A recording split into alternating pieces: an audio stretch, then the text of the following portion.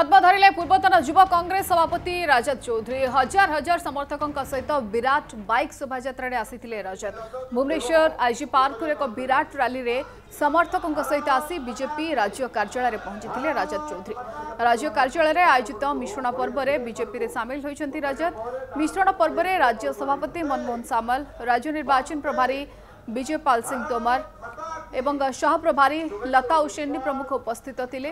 गत किछि दिन तले कांग्रेस रु इस्तीफा देथिले राजत। मते आज बीजेपी दल गोटे साधारण सदस्य भाव ग्रहण करछन्ती